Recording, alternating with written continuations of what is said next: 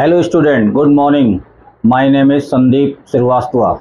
आज की क्लास में आपको हम ज्योग्राफी का एक बहुत ही अच्छा चैप्टर है, चैप्टर नंबर 3, और जिसका नाम है ड्रेनेज, डिस्कशन करने जा रहे हैं। ड्रेनेज के बारे में हम आपको बताएंगे आज क्या होता है। ठीक है, तो आज की क्लास में सभी बच्चों ध्यान से ब्लैक बोर्ड में देखिए, आपको पूरा चैप्टर क्लियर हो जाएगा। चलिए, क्लास 9 का ज्योग्राफी का चैप्टर 3 है और चैप्टर का नाम है ड्रेनेज। इसको हिंदी में कहते हैं अपवाह या नदियों का प्रवाह। सबसे पहले जानेंगे ड्रेनेज होता क्या है। ये जो टर्म आया है, जो चैप्टर का टाइटल है ड्रेनेज, इसका मतलब क्या होता है? तो ड्रेनेज का मतलब होता है the river system of an area. किसी एक पर्टिकुलर एरिया में जो रिवर का सिस्टम है, रिवर के बहने का सिस्टम, रिवर सिस्टम मतलब रिवर के बहने का जो सिस्टम है, वो हमारा कहलाता है ड्रेनेज। समझ में आ रही? तो ड्रेनेज का मतलब होता है the river system of an area. एक पर्टिकुलर एरिया में जो रिवर का सिस्टम है बहने का, वो सिस्टम क्या कहलाता है? ड्रेनेज कहलाता है। तो आपके एग्जाम में अगर पूछा जाए ड्रेनेज क्या होता है, व्हाट इज ड्रेनेज?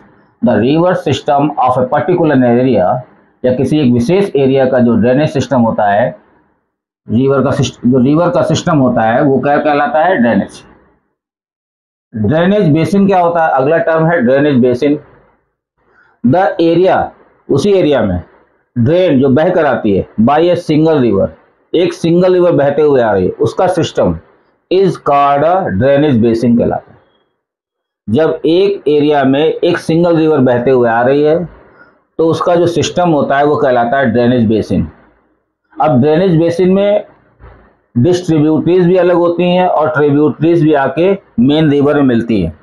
जो हमारी सिंगल रिवर है, उस सिंगल रिवर में बहुत सारी डिस्ट्रीब्यूटरीज यानी कि मेन रिवर से अलग भी होती हैं, और बहुत सारी ट्रिब्यूटरीज जिनको हम सहायक नदियाँ कहते हैं, वो इस मेन रिवर में आके जुड़ती है। तो वो पूरा जो सिस्टम होता है वो हमारा कहलाता है ड्रेनेज बेसिन। तो the area drain by a single river, कोई एक बड़ी रिवर जैसे गंगा रिवर है, ब्रह्मपुत्र रिवर है, इंडस रिवर, तो उस रिवर सिस्टम में, उस रिवर सिस्टम को ही क्या कहलाते हैं? ड्रेनेज बेसिन कहलाते हैं। और याद रखिएगा, इस ड्रेनेज बेसिन में तमाम सारी सहायक नदियाँ, जिसको हम ट्रिब्यूटरीज कहते हैं, जुड़ती हैं, उसी मेन रिवर से आके जुड़ जाती हैं, और कई नदियाँ जो है डिस्ट्रीब्यूटरीज उससे अलग भी हो जाती हैं। तो ये सिस्टम कहलाता है ड्रेनेज बेसिन। किसी का ड्रेनेज बेसिन बहुत बड़ा होता है, किसी का छोटा होता है। यहाँ पर आपको बता दें, वर्ल्ड का सबसे बड़ा जो ड्रेनेज बेसिन है वो अमेजॉन रिवर पर है। अमेजॉन रिवर जो कहाँ है? साउथ अमेरिका में। तो वर्ल्ड का सबसे बड़ा जो ड्रेनेज बेसिन है, इसको कंसीडर किया जाता है अमेजॉन रिवर। कहाँ पर है? साउथ अमेरिका में। अगला टर्म है वाटर डिवाइड। इसको समझते हैं, वाटर डिवाइड क्या है?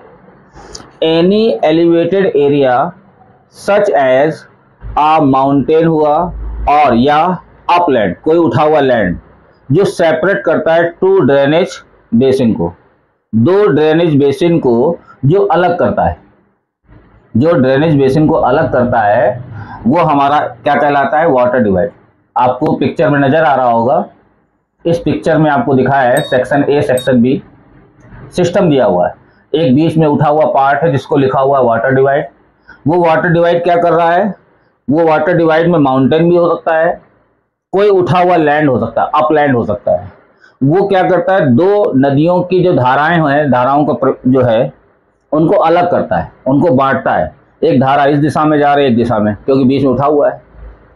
तो हिमालय से जो पानी आ रहा है ग्लेशियर से, तो बीच में उठे हुए पार्ट के कारण, चाहे वो माउंटेन हो या अपलैंड हो, जिसके कारण वो नदियों की दो डायरेक्शन में बढ़ जाता है।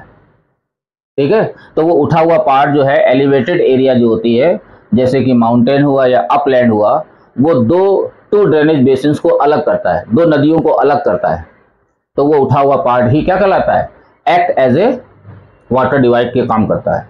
जैसे कि मानसरोवर, हिमालयाज में पड़ता है मानसरोवर, तो मानसरोवर एक वाटर डिवाइड का काम करता है। किन नदियों के बीच में? इंडस रिवर और ब्रह्मपुत्र रिवर के बीच में। इंडस रिवर जो है ईस्टर्न साइड में चाइना की ओर बहने लगती है, और जबकि हमारी जो इंडस रिवर जो है हमारी वेस्टर्न साइड में, अर्थात हमारे दूसरी दिशा में बहने लगती है। और जबकि हमारी ब्रह्मपुत्र जो है, जिसको हम सांगपो कहते हैं चाइना में, वो हमारे ईस्टर्न साइड में बहने लगती है। तो जहाँ पर बीच में मानसरोवर जो है, एलिवेटेड एरिया जो है, वो एज ए वाटर डिवाइड का काम करता है। आ गई बात समझ में आपको? अब आगे चलते हैं। टू मेजर रिवर्स, हमारे इंडिया में दो तरीके की नदियां होती हैं, लिखा है ना, टू मेजर रिवर्स, दो प्रकार की, टू काइंड्स रिवर्स होती हैं, जिसमें एक को कहते हैं हिमालयन रिवर और दूसरी को कहा जाता है पेनिनसुलर रिवर। नाम से ही आपको ये स्पष्ट हो रहा होगा, हिमालयन रिवर मतलब हिमालय से ओरिजिनेट होती हैं। Those rivers which originate from the Himalayas, they were called Himalayan river. Or peninsular river, those rivers which originate from the peninsular region is known as peninsular river.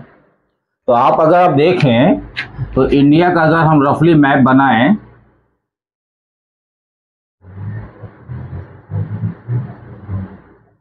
ये इंडिया का हम रफली map बनाने की कोशिश कर रहे हैं।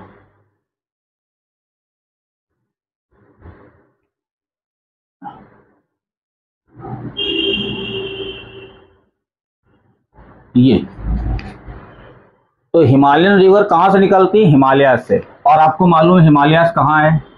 ये नॉर्थ से लेकर ऐसे ईस्ट तक फैला हुआ है, ये यहाँ तक, इसके बाद समुद्र हो जाता है नीचे। तो पूरा जो रिवर्स होती हैं इसको हिमालयास कहते हैं। ये क्या कहलाता है? हिमालयास।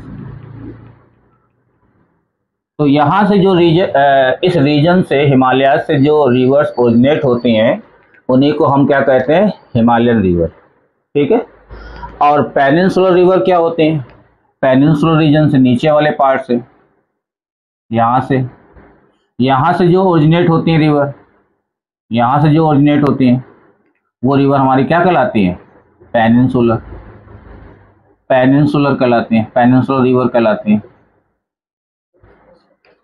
तो ऊपर वाले हिस्से से जो हिमालय जहाँ है, जो रिवर ओरिजिनेट होती हैं वो हिमालयन रिवर कहलाती हैं, और जो रिवर नीचे वाले पोर्शन से, पेनिनसुलर पार्ट से ओरिजिनेट होती हैं वो पेनिनसुलर रिवर कहलाती हैं। एक चीज ध्यान रखिएगा, पेनिनसुलर का कुछ पार्ट सेंट्रल हाईलैंड भी होता है, जो हमने सेकंड चैप्टर में आपको बताया, यहाँ से भी ओरिजिनेट होती है। तो आपको ये समझ में आ गया होगा पिक्चर से। अब हम आपको बताएंगे हिमालयन रिवर्स के क्या फीचर्स हैं। These rivers are having some features, जिसमें हम आपको 5 फीचर्स बता रहे हैं। ये एग्जाम में आपको लिखने को आएगा।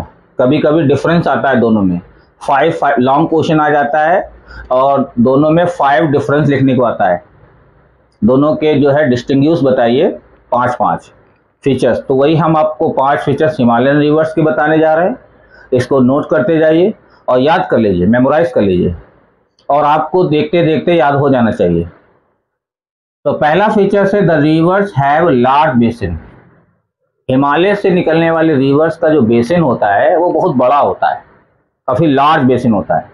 अगर आपसे पूछा जाए हमारे इंडिया में ऐसी कौन सी नदी है जिसका सबसे बड़ा लार्ज बेसिन होता है, तो आप एग्जाम्पल देंगे गंगा बेसिन। कौन सा बेसिन? गंगा बेसिन जो है सबसे लार्जेस्ट बेसिन ऑफ इंडिया है। Ganga basin is the largest basin of India. सबसे बड़ा बेसिन गंगा रिवर का है। तो पहला पॉइंट क्लियर हो गया। हिमालय से जो भी रिवर्स ओरिजिनेट होती हैं हैव ए लार्ज बेसिन, उनके बहुत बड़े बड़े बेसिन होते हैं। The reverse passing through the Himalayas create एक स्पेक्टिकुलर जॉर्जेस। क्या मतलब हुआ?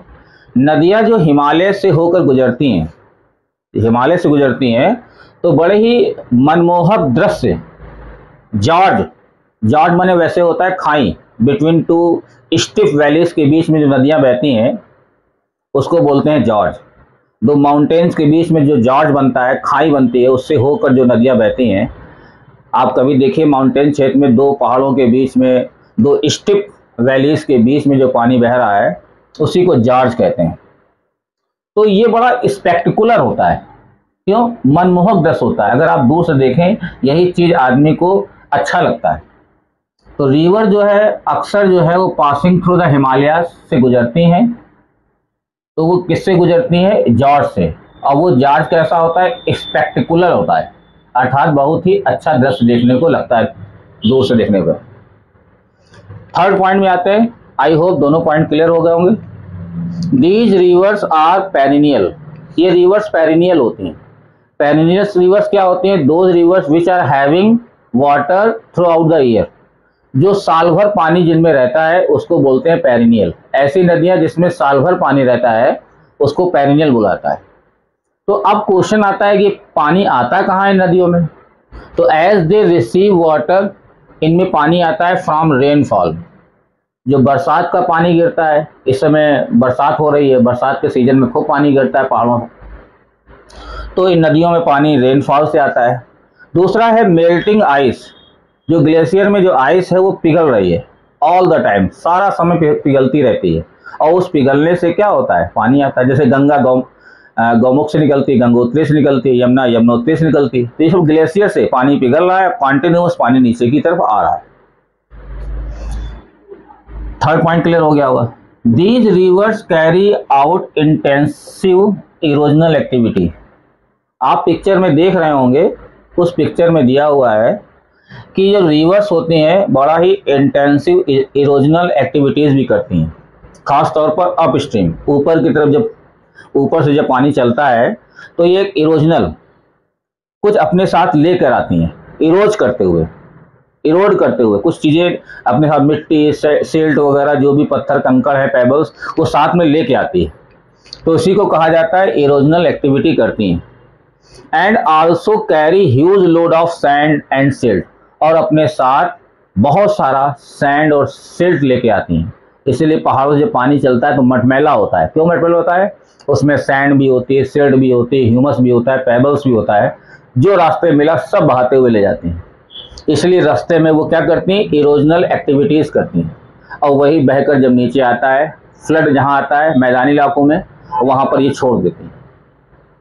इसलिए जितने भी फ्लड वाले इलाके होते हैं, पानी समुद्र में गिरने से पहले जो डेल्टा बनता है, जो डेल्टिक रीजन होते हैं, वो सारे के सारे क्या होते हैं? फर्टाइल होते हैं, क्योंकि सारी फर्टिलिटी वहीं आकर इकट्ठा हो जाती है, कलेक्ट हो जाती है। तो these reverse carry out intensive, बड़े स्तर में, छोटे स्तर में, बहुत बड़े स्तर में इरोजनल एक्टिविटी करती है अप स्ट्रीम। अप क्यों बोला गया कि ऊपर? तो चित्र में दिख रहा होगा आपको up stream. And also carry huge load of sand and silt, और लेके आती हैं। जब लेके आती हैं तो ये बीच में जो है जिग-जैग, जब नीचे की तरफ आती हैं मिडिल कोर्स में, तो मिडिल कोर्स में इनका पानी का बहाव जो होता है यू शेप में हो जाता है, ऐसे हो जाता है, जिग-जैग पाथ, ऐसे हो जाता है, ऐसे पाथ हो जाता है। ये नदियों का पानी जो है ऐसे जिग-जैग पाथ में बहते हैं, ठीक है। तो जो यू शेप का जो ये होता है, जो यू शेप का बनाता है, इसी को मिएंडर कहा जाता है। जगह जगह ये सब मिएंडर कहलाते हैं। ये जो यू शेप का बन रहा है इसको मिएंडर कहलाते हैं। सम टाइम जब पानी का फोर्स ज़्यादा हो जाता है तो इसमें से एक पार्ट ये यू शेप वाला अलग हो जाता है। क्या हो जाता है? सम टाइम पानी के फोर्स के कारण ये यू वाला शेप अलग हो जाता है, और पानी यहाँ घूम कर ना बहते हुए बल्कि ऐसे बहने लगता है, ऐसे। तो ये यू शेप जो अलग हो गया, इसी को हम बोलते हैं ऑक्सबो लेक। क्या बोलते हैं? इसको बोलते हैं ऑक्सबो लेक कहते हैं। और जो यू शेप का जब पानी बह रहा है उस वक्त इसको बोलते हैं मिएंडर। उसको क्या कहते हैं? मिएंडर कहते हैं। तो अगर आपसे क्वेश्चन कह दे मिएंडर क्या होता है, तो मिएंडर इज अ जिग-जैग पाथ या U shape part in which the water is flows. तो ऐसे जिग-जैग पाथ बनाते हुए जब हमारे मिडिल कोर्स से मोस्टली नीचे की तरफ आई जाते हैं, तो जब पानी बह रहा होता है तो ऐसे जिग-जैग पाथ को, जो यू शेप का आकार बनाता है, उसको मिएंडर कहलाते हैं। और सम टाइम्स जब पानी के फोर्स से यू शेप का पार्ट एक अलग हो जाता है तो वहां पर क्या बनता है? ऑक्सबो लेक बन जाते हैं, उसको लेक बोलते हैं। इतनी बात क्लियर हो गई। रिवर्स हैव, आपको पिक्चर में सब दिख रहा होगा, पिक्चर में ऑक्सबो लेक दिखाया गया है। मिडिल कोर्स में पानी अप स्ट्रीम से, अपर कोर्स से आ रहा है, अपने साथ लोड ऑफ सिल्ट और सब लेके चला आ रहा है, ठीक है। समुद्र में गिरने से पहले डेल्टा भी बनाता है। Rivers have a long course from their source of the receiver. इन नदियों के जो हिमालय से निकलती हैं, इनके जो रास्ते होते हैं बड़े लंबे होते हैं। अपने जहाँ से सोर्स से निकल रही हैं, जैसे गंगा गंगोत्री से निकल रही है, वहाँ से लेकर के जब तक समुद्र में जाती है, एक बड़ा लंबा चौड़ा रास्ता तय करती है। इनका कोर्सेज होते हैं जो हैं, लॉन्ग कोर्सेज होते हैं। तो ये भी एक फीचर्स है, these rivers have a long course from their source to the sea. समुद्र में गिरने तक, निकलने जहाँ से वो निकलती है नदियाँ, वहाँ से लेकर समुद्र में गिरने तक इन नदियों का बहुत ही लंबा चौड़ा रास्ता होता है, लॉन्ग कोर्सेज होता है। तो हिमालयस रिवर्स के ये हमने 5 फीचर्स बताए हैं। आप आई होप याद हो गए होंगे, इसको नोट करते रहिएगा और ये एग्जाम में अगर लिख देंगे तो फुल मार्क्स मिलेंगे।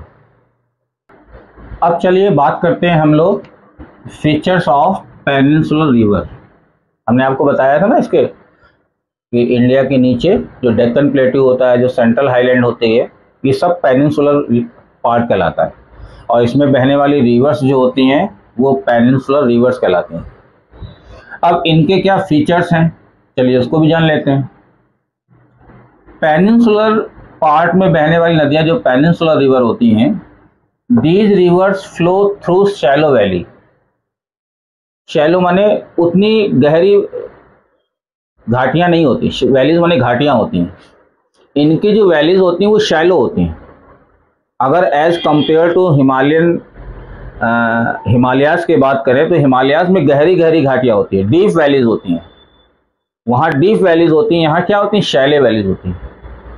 तो ये जो नदियाँ बहती हैं वो जिन घाटियों से बहती हैं वो शैलो होती हैं, उतनी गहरी नहीं होती। पहली बात, most of these rivers are seasonal. ज़्यादातर पेनिनसुलर पार्ट में बहने वाली नदियाँ सीजनल होती हैं, अर्थात पानी गिरने पर बरसात में बनती हैं। जबकि आपको याद आ रहा होगा हिमालयाज वाली क्या होती है, पेरिनियल होती हैं। हाँ, ये सीजनल होती हैं। एंड देयर फ्लो, और इनके बहने का जो फ्लो होता है वो डिपेंड्स करता है ऑन रेनफॉल, अर्थात बरसात होगी तो इनका फ्लो में पानी आएगा, फ्लो होगा। व्हेन समर सीजन अराइव, जब गर्मियों का समय आता है तो इवन द लार्ज रिवर, बड़ी बड़ी जो नदियाँ होती हैं, have highly reduce flow of water, वो अपने पानी के फ्लो को रिड्यूस कर लेती हैं इन देयर चैनल, यानी कि उनका आकार सकरा हो जाता है, नैरो हो जाता है। समझ में आ रही है?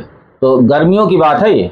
जब समर सीजन आता है तो बड़ी बड़ी जो लार्ज रिवर होती हैं have highly reduce flow of water, अपने पानी के फ्लो को रिड्यूस कर लेती हैं इन देयर चैनल, अपने चैनल में छोटे छोटे आकार में नैरो होकर बहती हैं। These rivers do not have many meander. आपको याद होगा हिमालयाज रिवर जो होती हैं वो तमाम सारे मिएंडर बनाती हैं, zig zag path, U shape के। लेकिन यहाँ पर बहने वाली नदियाँ वो do not have many meander, उसमें ज़्यादा मिएंडर नहीं होते as compare to Himalayas rivers. As the hard rock, क्यों ऐसा क्यों होता, मिएंडर क्यों नहीं होते, क्वेश्चन, क्योंकि यहाँ पर जो बहने वाली नदियाँ होती हैं वो रॉक के थ्रू बैठती हैं, रॉक बेड होती है। डेक्कन वैसे भी क्या है हमारा, पथरीला है, पेनिनसुलर पार्ट क्या है, पथरीला है। तो क्योंकि पहले वहाँ पर क्या था, वॉल्केनो था, वॉल्केनो इरप्शन से वो सारा जो लावा आया वो जम गया, वो क्या बन गई, रॉक की बेड बन गई। तो रॉक बेड होने के कारण यहाँ पर मिएंडर नहीं बनते, यहाँ कमी होती, लैक होती है किसकी, ऑफ सिल्ट और सैंड। जैसे हिमालयाज में सैंड और सिल्ट खुद मिल जाता है, बहकर नीचे आता है, यहाँ पर उतना नहीं होता है। सिल्ट और sand does not allow them, उतना यहाँ पर सिल्ट और सैल्ट नहीं पाया जाता है, यानी कि सिल्ट और सैंड जो है उतनी मात्रा में नहीं होता जितनी मात्रा में हिमालयन रिवर में होता है।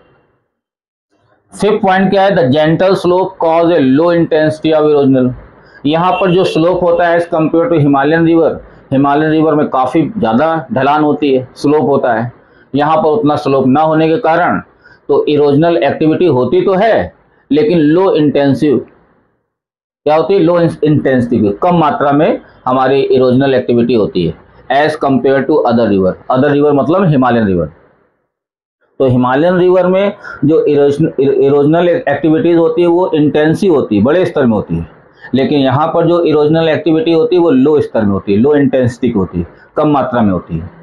ठीक है, आई होप दोनों के डिफरेंस अगर आएंगे तो 5 पॉइंट आपको याद होंगे। इसको आप लिख भी चाहे तो लिख सकते हैं और याद कर लीजिए। ठीक। चलिए एक्सप्लेनेशन को आगे बढ़ाते हैं।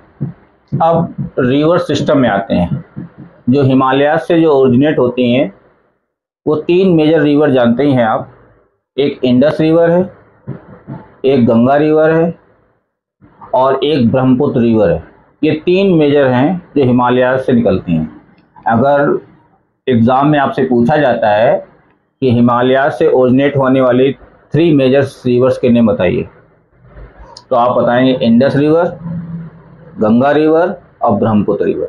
ये 3 मेजर रिवर है, याद रहेगा। उसी 3 में से पहली बात करने जा रहे हैं इंडस रिवर सिस्टम।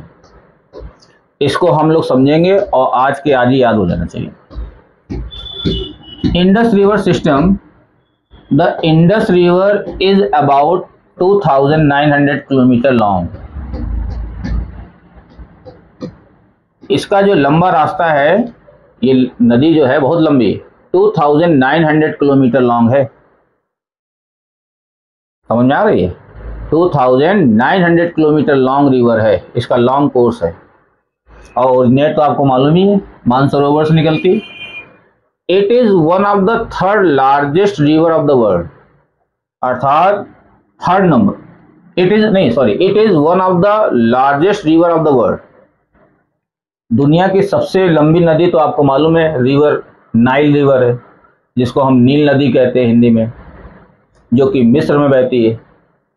तो मिस्र देश में बहने वाली नदी जो है नाइल रिवर, नील नदी, सबसे नंबर 1 पे आती है। लेकिन उन तमाम लंबी नदियों में इंडस रिवर को भी शुमार किया गया, शामिल किया गया।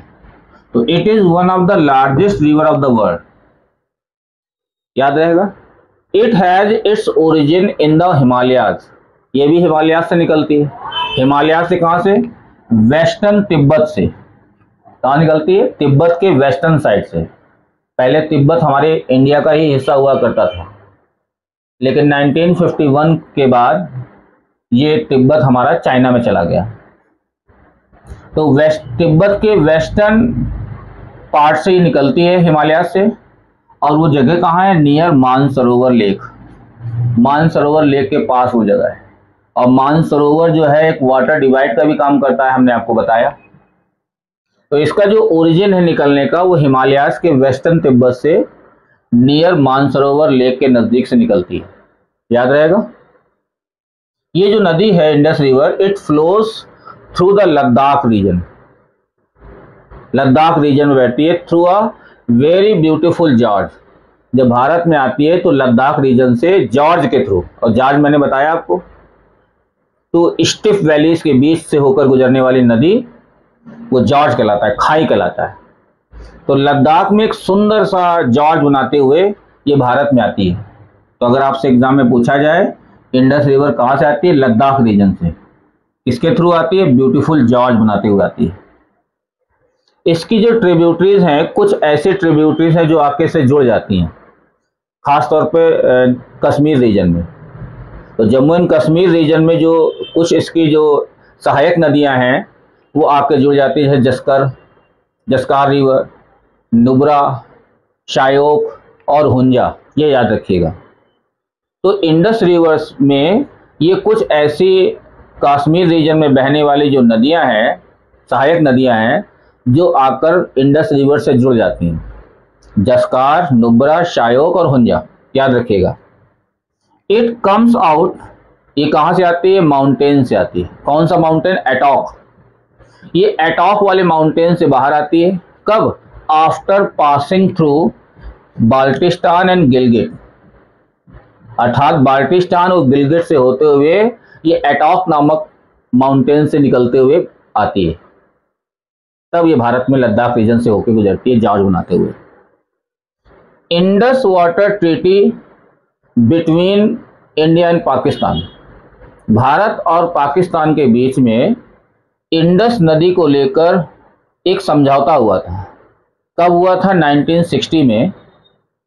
इसमें यह कहा गया था कि इस समझौता ये था कि भारत लगभग 20%, कितना परसेंट? कि 20% जो वाटर इस्तेमाल कर सकता है। 80% पानी कहाँ जाएगा? पाकिस्तान। जो 20% पानी जो दिया जाएगा जो भारत उसका यूज़ कर सकता है, वो भी इरिगेशन के लिए। इरिगेशन मतलब खेतों को सिंचाई करने के लिए। और किन स्टेट के, उस स्टेट के नाम भी लिखे हुए, पंजाब, हिमाचल प्रदेश और वेस्टर्न राजस्थान। ये 3 ऐसे स्टेट हैं, इस पानी जो 20% पानी है वो 3 राज्य इस्तेमाल कर सकते हैं, पंजाब, हिमाचल प्रदेश और वेस्टर्न राजस्थान। ये लोग 20% इरिगेशन में इसका इस्तेमाल कर सकते हैं। ऐसा कुछ समझौता भारत और पाकिस्तान के बीच में सन 1960 में हुआ था। इंडस रिवर की कुछ सहायक नदियां हैं जो इससे आके जुड़ती हैं। वो 5 नदियां हैं। आपके जो चित्र होगा, वीडियोस में आपको जो चित्र आ रहा होगा, उस पिक्चर में आप देखेंगे साफ साफ दिखाई दे रहा होगा 5 नदियों के नाम। ये आपकी इंडस रिवर की ट्रिब्यूटरीज हैं, सहायक नदियां हैं, जिनके नाम हम लेने जा रहे हैं। सतलुज, रावी, चेनाब, झेलम एंड ब्यास। ये 5 नदियां हैं और इन्हीं 5 नदियों के नाम पर पंजाब का नाम भी पड़ा है। पंजाब, ठीक है। पंज माने 5 और आब माने वाटर। पंज माने 5 होता है और आब माने वाटर। 5 प्रकार की वाटर को मिलाकर पड़ने वाला नाम पंजाब है। और वो 5 वाटर किन नदियों का है? इन्हीं का, सतलुज, रावी, चेनाब, झेलम और ब्यास। इन 5 नदियों के पानी के से ही पंजाब का नाम पड़ा है और ये इंडस रिवर की सहायक नदियां हैं, जैसा कि आपको पिक्चर में दिख रहा है। समझ में आ गई आपको? अब हम लोग बात करेंगे, एक और हिमालयन रिवर है जिसका नाम है द गंगा रिवर सिस्टम।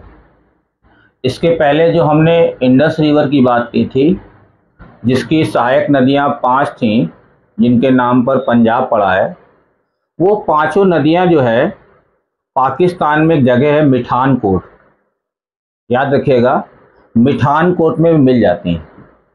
तो इंडस रिवर से मिलने वाली 5 नदियां कहाँ मिलती हैं? मिठान कोट में। कहाँ पर? पाकिस्तान में।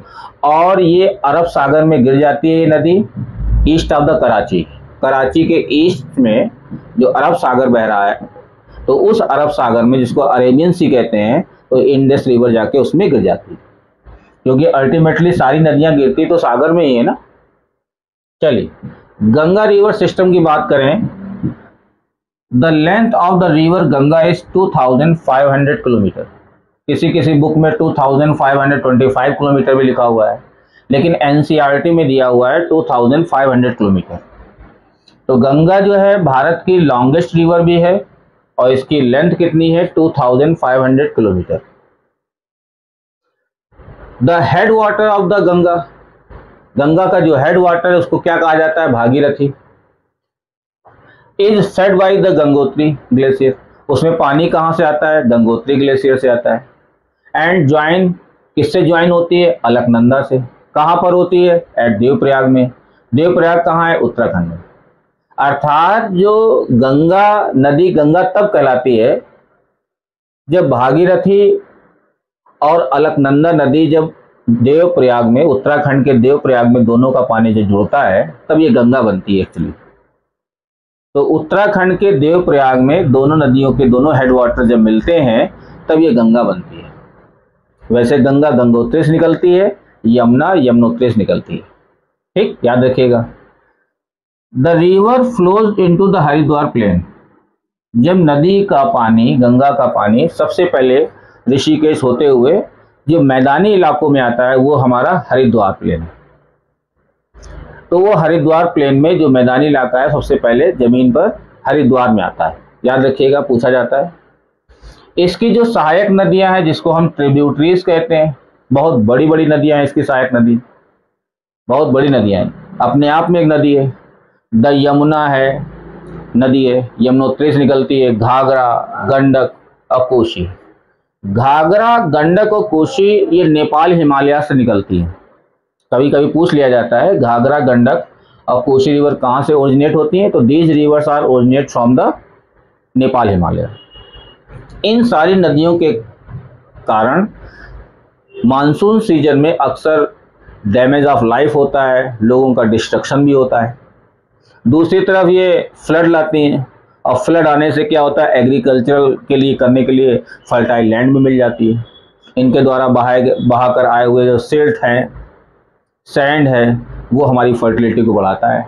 तो एक तरफ ये नदियाँ एग्रीकल्चरल के लिए बेनिफिशियल होती हैं और दूसरी तरफ ये जान माल के लिए खतरनाक भी होती हैं। काफ़ी लोगों की डैमेज ऑफ लाइफ हो जाता है, डिस्ट्रक्शन ऑफ प्रॉपर्टी हो जाता है, याद रखिएगा।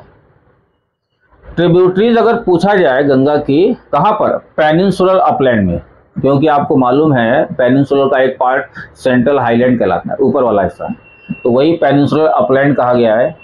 तो गंगा की कुछ ट्रिब्यूटरीज जो हैं, पेनिनसुलर वाली ट्रिब्यूटरीज अगर कहा जाएगा पेनिनसुलर ट्रिब्यूटरीज, तो चंबल, बेतवा और सोन रिवर है। ये भी अल्टीमेटली कहाँ मिलती है, गंगा में ही मिलती है। गंगा जो है जब ये वेस्ट बंगाल पहुंचती है, वेस्ट बंगाल के फरक्का स्थान पे एक जगह है, प्लेस है फरक्का, वहां से ये जो गंगा रिवर है बाइफरकेट हो जाती है, बढ़ जाती है। तो इसकी एक ट्रिब्यूटरीज निकलती है गंगा की, जिसको बोलते हैं भागीरथी हुगली रिवर, या शॉर्ट में हम लोग हुगली रिवर भी कह देते हैं, जो कहाँ जाती है, बंगाल में, वेस्ट बंगाल में। और वेस्ट बंगाल में इस नदी का काफ़ी उपयोग भी है। वहाँ पर इस नदी के पानी से जूट का काम होता है, और जूट का काम सबसे ज़्यादा वेस्ट बंगाल में होता है, और उसमें पानी की बहुत ज़रूरत पड़ती है, जिससे हम गनी बैग बनते हैं, बोरे बनते हैं, वही। तो भागीरथी हुगली रिवर जो है ये बाइफरकेट हो जाती है। तो अगर आपसे पूछा जाए गंगा की एक डिस्ट्रीब्यूटरीज कौन सी है, तो आप बताएंगे Hooghly river is the distributaries of Ganga. Ganga river जो होते हुए वेस्ट बंगाल होते हुए जब ये बांग्लादेश में जाती है, तो बांग्लादेश में इसका नाम बदल जाता है। बांग्लादेश में इसको कहते हैं पद्मा रिवर। क्या कहते हैं, पद्मा रिवर। और उधर अभी हम बताएंगे ब्रह्मपुत्र, उधर से जो ब्रह्मपुत्र आती है तो उसका नाम हो जाता है जमुना। तो गंगा का नाम हो जाता है पद्मा, और जो ब्रह्मपुत्र बांग्लादेश में आती है उसका नाम जमुना हो जाता है। और पद्मा जमुना जहाँ बांग्लादेश में मिलती हैं, तो वहाँ पर उसका एक नया नाम ओरिजिनेट होता है, उसका नाम है मेघना। और एक्चुअली मेघना ही जो है सुंदरबन डेल्टा बनाती है, जो कि largest delta of the world है। दुनिया का सबसे बड़ा डेल्टा सुंदरबन डेल्टा है, जिसका नाम सुंदरी ट्रीज के नाम पर पड़ा है। वहाँ पर उस डेल्टा में पाए जाने वाले सुंदरी ट्रीज होते हैं, काफ़ी टिकाऊ होती है इनकी लकड़ी, वाटर रेजिस्टेंस वाली लकड़ी होती हैं, जिससे बोट वोट बनाई जाती है। तो उसी सुंदरी नाम के पेड़ पर ही इसका नाम सुंदरबन डेल्टा पड़ा। इस रीजन में रॉयल बंगाल टाइगर मिलते हैं। हमारे इंडिया के रॉयल बंगाल टाइगर जो है सुंदरबन डेल्टा में ही मिलते हैं। कुछ हिस्सा हमारे इंडिया में आता है, कुछ हिस्सा हमारा बांग्लादेश में आता है। ठीक है, इस चीज़ को ध्यान रखिएगा। सुंदरबन डेल्टा लार्जेस्ट डेल्टा है। इस नदी के द्वारा आप चलेंगे तो काफ़ी आपको वाटरफॉल्स दिखेंगे, आपको मनमोहक दृश्य होते हैं। जब ये नदी चलती है गंगा रिवर, तो इसके रास्ते में कई जगह वाटरफॉल्स दिखाई देते हैं, मनमोहक दृश्य। मियंडर आपको इसी में दिखेंगे। मियंडर जो हमने बताया था आपको, यू शेप का जिगजैग पाथ बनाते हुए चलती है, तो इसमें मियंडर देखते हैं। अम्बाला जो है एक एलिवेटेड एरिया है, जो दो रिवर के बीच में वाटर डिवाइड का काम करता है। तो कभी कभी एग्जाम में पूछ लिया जाता है किन रिवर को ये वाटर डिवाइड का काम करता है, तो उन दो रिवर के नाम है इंडस रिवर और गंगा रिवर। गंगा और इंडस को बांटने का काम करता है। इंडस उधर चली जाती है वेस्टर्न साइड में, और ये हमारे ईस्टर्न साइड में। तो Ambala is a place which is a elevated area which act as a water divide between Indus river and Ganga river. तो गंगा और इंडस के बीच में वाटर डिवाइड का काम अम्बाला प्लेस करता है। तो ये थी जानकारी आपकी गंगा रिवर सिस्टम के बारे में। आई होप समझ में आ रहा हो आपको। ठीक है, अब हम लोग जानेंगे एक थर्ड नंबर की जो हिमालयन रिवर है, जिसका नाम ब्रह्मपुत्र रिवर है, इसके बारे में। ये रिवर राइजेज इन तिब्बत के ईस्ट ऑफ मानसरोवर लेक से निकलती है। वो वेस्ट से निकलती थी इंडस, ये ईस्ट से निकलती है। It is slightly longer than Indus, ये इंडस से थोड़ा बड़ी है। इट फ्लोज ईस्टवर्ड, ये ईस्टवर्ड डायरेक्शन में बहती है। किसके पैरेलल टू हिमालयाज, हिमालयाज के पैरेलल बहती है।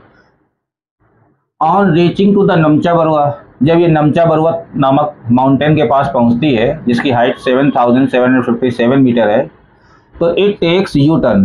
क्योंकि माउंटेन आ जाता है तो वहाँ से ये यू टर्न लेती है, और यू टर्न लेते हुए ये इंडिया में आती है। सबसे पहले कहाँ, अरुणाचल प्रदेश में। और किसके थ्रू आती है, जॉर्ज।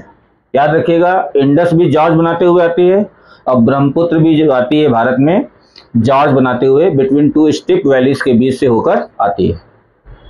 इसकी जो सहायक नदियां हैं दिहांग, दिबांग और लोहित हैं, जो वहां पर आके मिल जाती हैं इस नदियों में। इस नदी पर ब्रह्मपुत्र रवि में एक दुनिया का पहला इकलौता रिवर राइन आइलैंड बनता है और जिसका नाम है माजुली। ठीक है, ये इस ब्रह्मपुत्र नदी के बीच में एक रिवर राइन आइलैंड है जिसका नाम माजुली है, जो अपने आप में एक जिला है। याद रखिएगा, बहुत पूछा जाता है माजुली। ब्रह्मपुत्र को हम चाइना में सांगपो रिवर कहते हैं और इसी ब्रह्मपुत्र रिवर को बांग्लादेश में जमुना कहते हैं। ठीक है, और जमुना और पद्मा जहाँ मिलती हैं उसको मेघना कहती हैं और यही नदी सुंदरबन डेल्टा बनाने में काम बनाती है। तो इस तरीके से हमने हिमालयन रिवर आपको तीनों मेजर रिवर बता दिया है। आई होप आपको समझ में आ गया होगा। नेक्स्ट वीडियो में हम आपको जो है पेनिनसुलर रिवर और लेक्स के बारे में बताएंगे। तब तक के लिए धन्यवाद, थैंक यू। मिलते हैं फिर नेक्स्ट वीडियो में। Bye bye.